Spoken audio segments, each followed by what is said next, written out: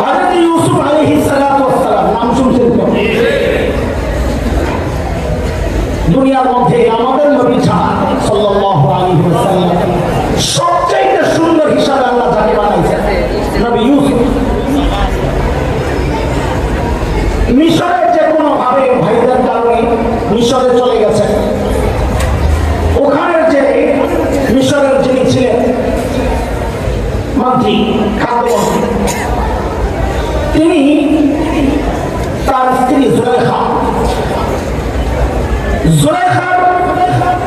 জুলাইখা হযরত ইউসুফের প্রেমে পড়ছে।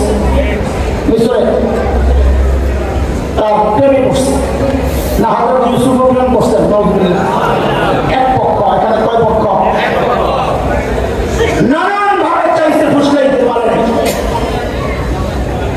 একদিন জুলাইখা কি করছে? অন্দরমহলে ঢুকাইছে। অন্দরমহল মানে কত? 7 দরজার ভিতরে। কয় দরজার ভিতরে? একেবারে ভিতরে। সাথে যাওয়ার সময় নিজের বান্দিও নিয়ে গেছে। বান্দি ভেতরে ঢোকার পর এইবার বান্দিকে বলল বাহিরে যাওয়া, আর একটা একটা দরজায় তালা লাগাইতে যাইবা। এখন দরজা বন্ধ, ভেতরে হযরত ইউসুফ আর জুলাইখা একা। হযরত ইউসুফ বলছেন ভয়ঙ্কর এক বিপদ। বিপদের মৌলিক কারণ মুফাসসিররা লেখেন 3টা। এক হচ্ছে চারদিকে বন্ধ, ঘর আটকে গেছে, বের হওয়ার কোনো রাস্তা নাই, এক বিপদ। দ্বিতীয় বিপদ হচ্ছে নিজের বসের স্ত্রীর আহ্বান প্রত্যাখ্যান করাও আরেক বিপদ। 3 নম্বর বিপদ হচ্ছে হযরত ইউসুফ নিজেও একজন যুবক। এই গোপনে একজন নারীর আহ্বানকে প্রত্যাখ্যান করাটাও এক কঠিন বিষয়। এই পুরা প্রসঙ্গটাকে আল্লাহ তাআলা সূরা ইউসুফের 23 নম্বর আয়াত থেকে লম্বা আলোচনা করেছেন।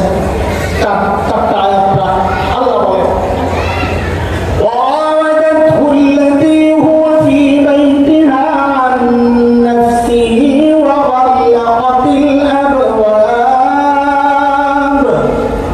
وقالت هيت لك قال معاذ الله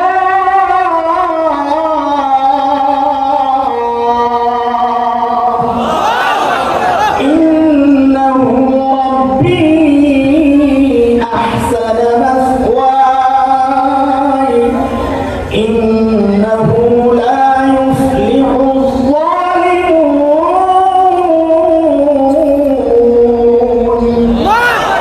হযরত ইউসুফ বিপদে পড়ে গেছেন, আল্লাহর ডাক, ও আল্লাহ আমার বাঁচা, মাআজ। মাঝখানে আয়াত 24 নম্বরে আল্লাহ বলেছেন আমি বাঁচাই দিছি। কাযালিকা লিনাসরিফা আনহু সুআ ওয়াল ফাহশা। আমি বাঁচাই দিছি। কেমনে বাঁচাইছেন? 25 নম্বর আয়াত থেকে আল্লাহ বলতেছেন ওয়াস্তারাকাল বাব وقدت قميصه من دبر وألف يا سيدها لدى الباب। দৌড় দিছেন হযরত ইউসুফ দরজার দিকে। আচ্ছা, হযরত ইউসুফ দেখছেন না দরজা বন্ধ? দেখছে। তো দেখার পর দৌড় দিলেন যে তিনি বুঝেন নাই, এই বুঝ নাই যে দরজা বন্ধ, আমি দৌড়াইলে কাজ হলো না। জানেন না, দৌড় দিছেন। এটা নবীওয়ালা ঈমান। হযরত ইউসুফ চিন্তা করছেন আমি যে আল্লাহকে ডেকেছি, ওই আল্লাহ আমাকে এখানে অসহায় অবস্থায় একা থাকতে পারেন না, ব্যবস্থা একটা করবেন। যা করে আল্লাহ দিছেন তো বাস, আল্লাহর উপর তাওয়াক্কুল করে দৌড় দিছেন। জুলাইখা পিছনে পিছনে যায়, পিছন দিয়ে থাবা মারছে জামালের পিছনে। একদম থাবা করে জামাল এসেছিল। দরজার সামনে যাওয়ার সাথে সাথে দরজা খাট করে খুলে শুধু একটু বলে যান আমাকে এই দরজা খোলেন কি?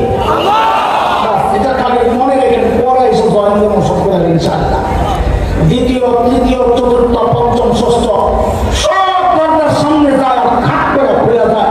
সপ্তম দরজা খোলার সাথে সাথে যায় বসে মিশরের গভর্নরের সামনে।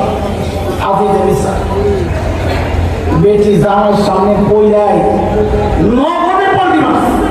পল্টি বুঝেন কেন? পরিমাণে কি বলে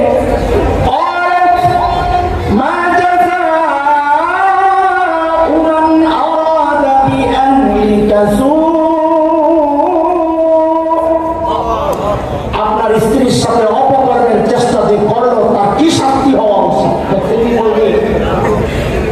দোষ করলেন যে চাপায় আরেকজনের কামড়ে, এটা কি বলে? হাসিনা স্টাইল। এই স্টাইলের নাম কি?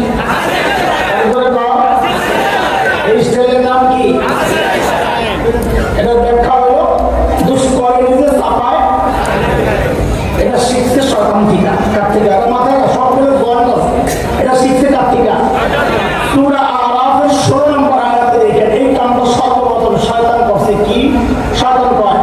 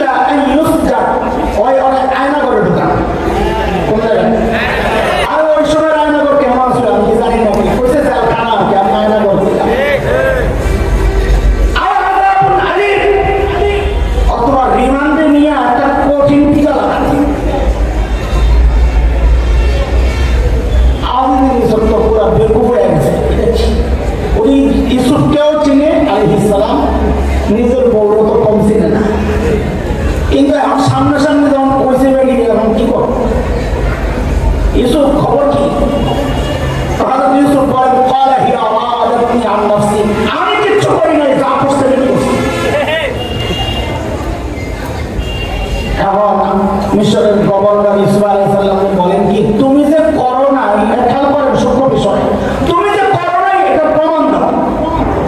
কার মধ্যে? দুনিয়ার ইসলামী শাসন ব্যবস্থা, বিচার ব্যবস্থায় প্রমাণ দেয় যিনি বাদী, আসামি না। প্রমাণকে দেয় যে দাবি করে, সে প্রমাণ দেয়। আমরা বলি আল বাইয়িনাতু আলাল মুদ্দাই, প্রমাণ দেয় বাদী। এখানে বাদী যুলাইখা অভিযোগ করছে ইউসুফ আলাইহিস সালামের বিরুদ্ধে। আপনারাই বলেন তো এখানে প্রমাণ কার দেওয়ার কথা? নিয়মে প্রমাণ কার দেওয়ার কথা? অথচ প্রমাণ চাওয়া হচ্ছে কার কাছে? নিয়ম মানা হইল না অনিয়ম হইল? কেন অনিয়মটা কেন হইল? কারণ হইল তখন যুলাইখার ক্ষমতায় থাকলে আর নিয়ম মানা লাগে না। তখন অনিয়মই নিয়ম হয়ে যায়। কথা বলে তখন অনিয়ম কি হয়ে যায়? নিয়ম হয়ে যায়। সুবহানাল্লাহ।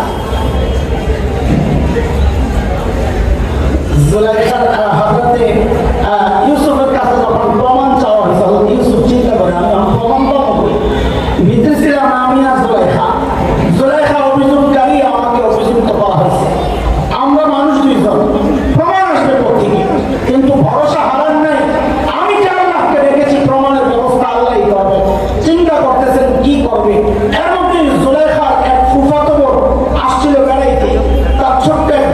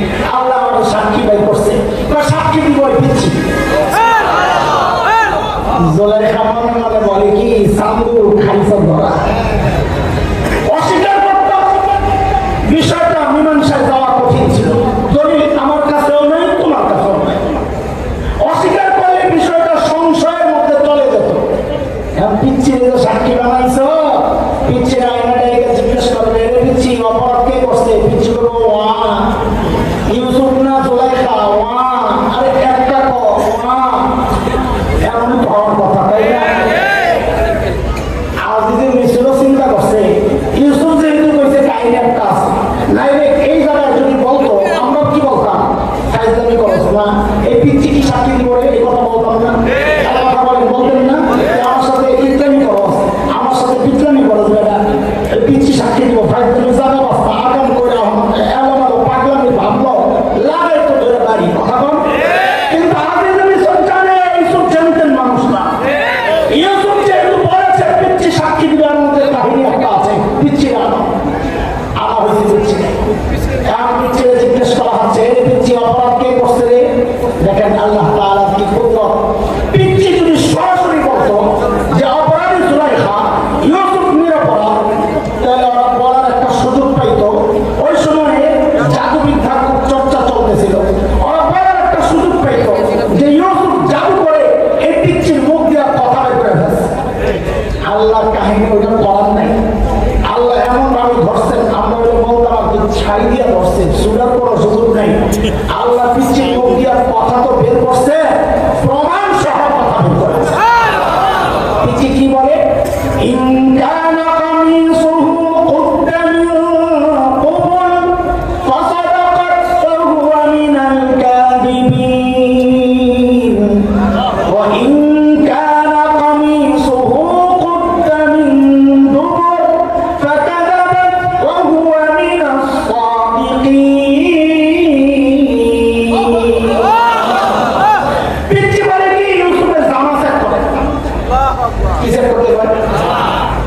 জামা সেট করুন মানে কাহা দেখেন জামা সেট করে, যদি দেখেন জামার সামনে দিয়ে ছিড়া তো মনে করবেন জুলাইখা ঠিক আছে, ইউসুফ অপরাধী, ইউসুফ হামলা চালাইছে, জুলাইখা নিজেকে রক্ষার জন্য আত্মরক্ষার্থে ইউসুফ নিজে ধাক্কা টুক্কা দিয়েছে, সামনে দিয়ে জামা ছিঁড়েছে। আর যদি দেখেন জামার পেছন দিয়ে ছিড়া তো মনে করবেন জুলাইখা অপরাধী, ইউসুফ নিরপরাধ, ইউসুফ পালাতে গেছে, জুলাইখা পেছন দিয়ে যে থাবা মারছিল জামা টাইনা পেছন দিয়ে ছিঁড়েছে।